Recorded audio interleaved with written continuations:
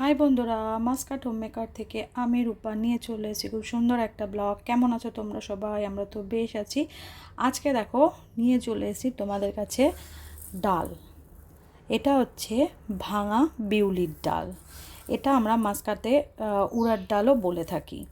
তো সাউথের লোকরা মেনলি এটাকে উড়ার ডাল বলে, আমরা এটাকে বিউলির ডাল বলি।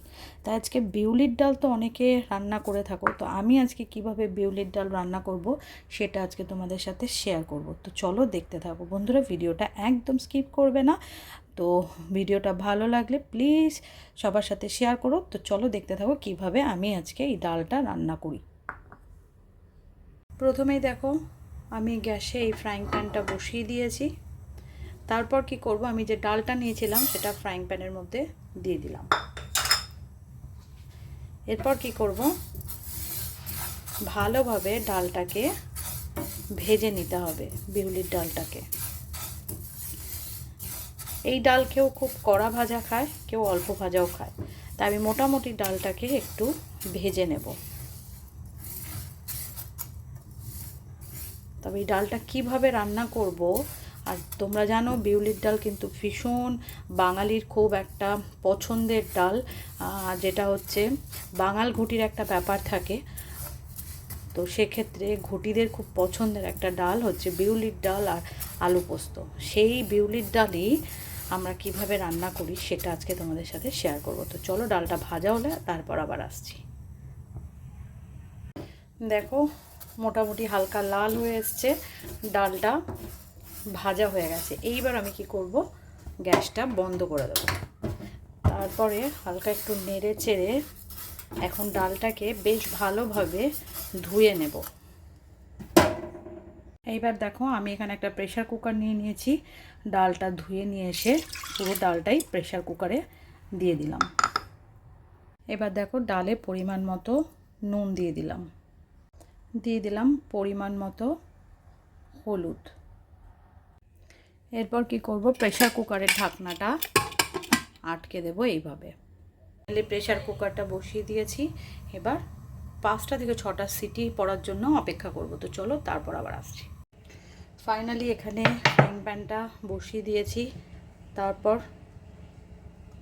তেল অ্যাড করে দিলাম।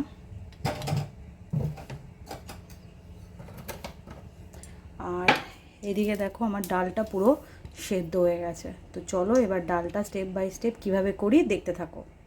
এখানে দেখতে পাচ্ছ তেলটা বেশ গরম হয়ে এসছে। তো এই মুহূর্তে ফোড়নে দিয়ে দেবো তেজপাতা। এখানে দেখো শুকনো লঙ্কা, মৌরি আর সাদা জিরে।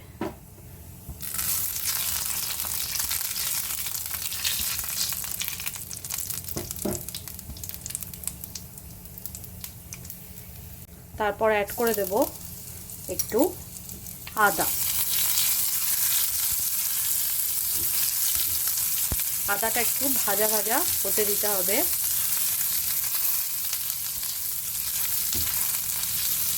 খুব সাধারণভাবে ঘরোয়া পদ্ধতিতে এইভাবে বিউলির ডাল রান্না করে দেখো, ভীষণ ভালো লাগে।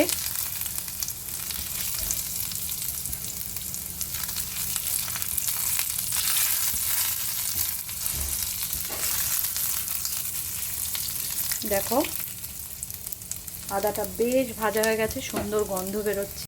তারপর এর মধ্যে অ্যাড করে দেব সেদ্ধ করে রাখা বিউলির ডাল। এরপর এর মধ্যে আমি আস্তে আস্তে একটু জল অ্যাড করব। তো চলো ডালটাকে একটু নেড়ে চেড়ে নিই, তারপর আবার আসছি। অ্যাড করে দেবো 2টো কাঁচা লঙ্কা। তবে ডালটা ফুটে আসা পর্যন্ত একটু অপেক্ষা করব।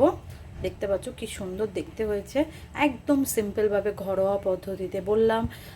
এই ঘটি বাঙালের এই একটা তো রয়েছেই যেন, হ্যাঁ, কিন্তু ঘটি বাঙাল বলে না, এই ডালটা সবাই পছন্দ করে। দেখতে পাচ্ছ ডালটা বেশ সুন্দরভাবে ফুটে আসছে।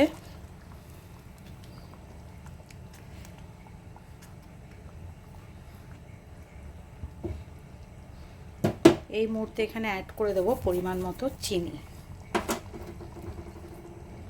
এই ডাল কিন্তু বেশ একটু মিষ্টি মিষ্টি হবে, বেশ ভালোই লাগে খেতে।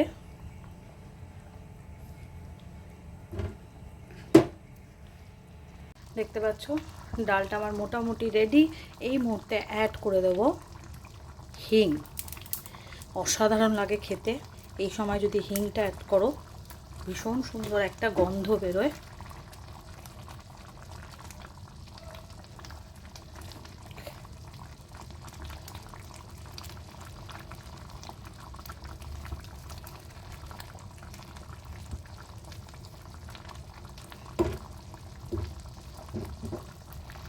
আর এই মুহূর্তে এসে অ্যাড করে দেবো একটু ঘি। তাহলেই রেডি হয়ে গেল আমার বিউলির ডাল। দেখতে পারলে অতি সহজভাবে ঘরোয়া পদ্ধতিতে বিউলির ডাল আমার একদম রেডি বন্ধুরা।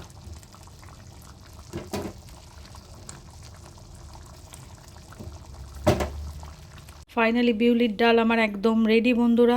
চট জলদি এইভাবে একবার বিউলির ডাল তোমরা রান্না করে দেখো, অসাধারণ লাগে খেতে। বন্ধুরা কেমন লাগলো আজকে এই ঘরোয়া পদ্ধতিতে বিউলির ডালের রেসিপি? যদি ভিডিওটা ভালো লেগে থাকে ভিডিওটা ছেড়ে যাওয়ার আগে like, comment, share and subscribe করতে একদম ভুলো না। Thank you for watching. Tata.